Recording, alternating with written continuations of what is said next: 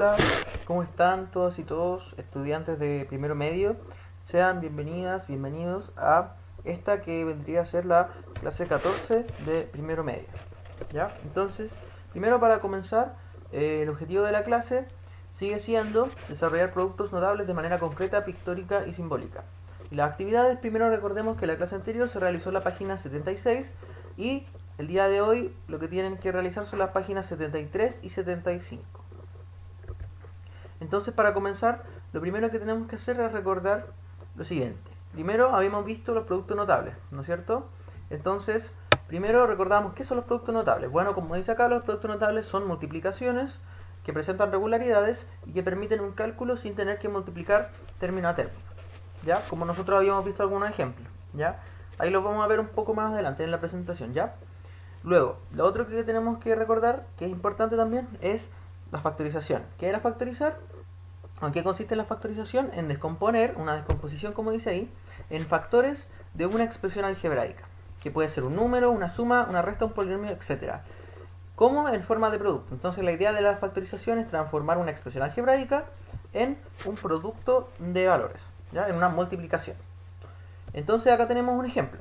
¿Cuál es este ejemplo? Dice que un trinomio, de la forma en la que aparece acá, se puede factorizar como este producto notable, que sería binomios con término común, que sería este el término común, y A y B serían los términos no comunes. Entonces recordemos que este trinomio y esta factorización nosotros ya la vimos en clases anteriores, ¿ya? Simplemente acá lo estoy colocando como un ejemplo, que si nos damos cuenta, la factorización y el producto notable tienen mucho en común, ya que como yo factorizo a través de los productos notables, ¿ya? Entonces finalmente tienen mucho en común, ya que factorizar es una herramienta y el producto notable es el resultado que yo obtendría al final si yo aplico la factorización, ¿ya? Entonces, primero, como bien se dieron cuenta acá, las páginas que ustedes tienen que realizar son páginas saltadas, es decir, no tienen que hacer las 74 hoy, ¿ya? Esto se debe solamente a que la planificación de la clase es de esta forma, ¿ya? Así que no se estresen porque no tengan que hacer la página 74 todavía, porque la van a tener que hacer igual, pero no todavía, ¿ya? O si es que ya la hicieron, no tienen que volver a hacerla, ¿ya? Así que, bueno, entonces continuamos. Entonces en la página 73, ¿qué van a ver? Un taller de estrategia. Entonces en este taller lo que van a tener que hacer es, como dice acá, aplicar los productos notables en problemas, ¿ya? ¿Y cuáles son productos notables? Los que ya vimos en las clases anteriores, ¿ya? Obviamente que no vamos a ocupar productos notables que ustedes no hayan visto, ¿ya? Sino que estos productos ya los vimos en clase, ¿ya? Entonces, ¿qué hay que recordar acá? En la aplicación del taller de estrategias, los 4 pasos que se tienen que seguir para resolver el problema, que son, primero, representar. En este caso nosotros tendríamos que ver cuál es la representación que ya está en su libro, ya aparece en el ejercicio con la representación hecha. Por lo tanto, este paso para ustedes ya estaría listo, ¿ya? Ese sería el paso 1. Paso 2 es expresar algebraicamente. Entonces, este paso se relaciona con lo que nosotros hacíamos, por ejemplo, en el ejercicio que yo planteé en la clase anterior. Si se acuerdan, nosotros teníamos un plano, ¿no es cierto?, con distintos valores, distintas letras que correspondían a las medidas que había tomado el arquitecto. Entonces, lo que nosotros hicimos después de eso fue colocar cuál era el área. Eso fue el paso 2, expresar algebraicamente. O sea, yo ocupo las letras que me dan en los enunciados para expresar, por ejemplo, el área de una figura, o el perímetro, o lo que sea que me estén pidiendo, ¿ya? Pero por lo general van a ser áreas, ¿ya? Luego el paso 3 sería identificar el producto notable. Entonces recordemos que dependiendo de cuál es la expresión algebraica, vamos a tener que usar un producto notable particular. Entonces, por ejemplo, en este caso, el trinomio que tiene esta forma, sí o sí, su factorización va a ser este producto notable. Es por eso solamente porque tiene la forma que aparece acá. Si no la tuviera, yo no podría aplicar este producto notable, ¿ya? Entonces por eso tienen que identificar cuál es el producto notable según el caso, ¿ya? Porque recuerden que hay más productos notables. Y el paso 4 vendría a ser multiplicar y obtener el resultado. Entonces, finalmente el paso 4 es completar lo que yo ya hice en el paso 3, que sería que yo ya habría identificado cuál es el producto notable, entonces aquí yo tengo que aplicarlo, o sea, multiplico y voy a obtener cuál es el resultado final, ¿ya? Entonces, otras recomendaciones que yo les doy respecto a esta página, a esta aplicación del taller. Que, bueno, lo primero es, antes de decirles estas dos cosas, lo primero es que miren bien el ejercicio, ¿ya? Porque aparece un ejercicio como ejemplo en la parte de la derecha, si no me equivoco, ¿ya? Entonces estén muy atentos al ejemplo.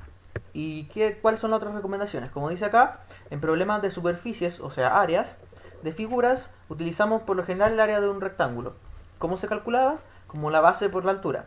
Aquí también yo quiero detenerme en lo siguiente, en que muchas veces esas áreas corresponden a figuras compuestas. ¿Qué quiere decir? Por ejemplo, la misma figura que nosotros vimos en el ejercicio de la clase anterior. Era una figura compuesta, no era solamente un rectángulo, sino que nosotros ahí, ¿qué hicimos? Dividimos la figura en 3 rectángulos. Entonces, ustedes tienen que hacer lo mismo. Si se encuentran con alguna figura compuesta, es decir, que tiene más de una figura geométrica, lo que ustedes tienen que hacer es descomponerla en figuras que ustedes ya conozcan. Entonces, en este caso, las únicas figuras que van a obtener son rectángulos, nunca van a haber triángulos, ¿ya? Entonces siempre van a tener que aplicar esta fórmula, la del área del rectángulo, que correspondería a la base por la altura. Y la otra recomendación es que al multiplicar utilizamos la propiedad distributiva. Entonces aquí tener mucho ojo con cuando usemos la propiedad distributiva. Por ejemplo, en este caso, recuerden que la propiedad distributiva consiste en ir multiplicando término a término. Entonces acá, por ejemplo, tendría que multiplicar x por x, x por b, a por x y a por b. Ahí estaría haciendo la distribución, ¿ya? La propiedad distributiva. Entonces, continuamos con la página 73, perdón, la 75 acá, me equivoqué en el número. Lo voy a corregir ahí de inmediato, ¿ya? Ya que estamos aquí. Ahí sí. Entonces, ahora sí continuamos. Entonces, en la página 75, como dice acá, lo que van a tener que hacer es... ¡Uy, qué raro que me quedó esto acá! Bueno, no importa, continúo. Lo que van a tener que hacer en la página 75 es ver otra factorización nueva, que sería esta que aparece acá, que se llama trinomio cuadrado perfecto. ¿Y cuál es la forma que tiene?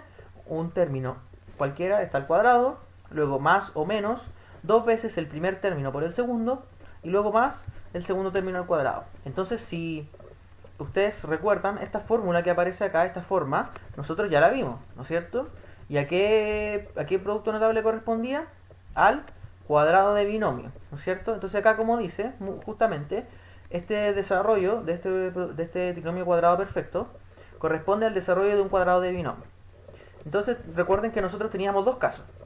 Si el binomio estaba como una suma, ya si esto fuera una suma, como aparece acá, significa que ambos términos se estaban sumando en el paréntesis, ¿ya?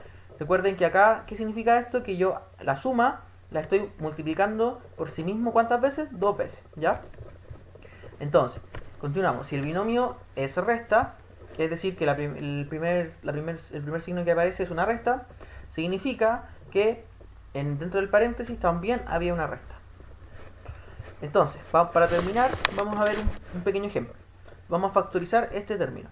Entonces, lo primero es, como dice acá, ver que el trinomio que aparece acá tiene justamente la forma que se solicita. ¿Cómo sabemos que tiene esa forma?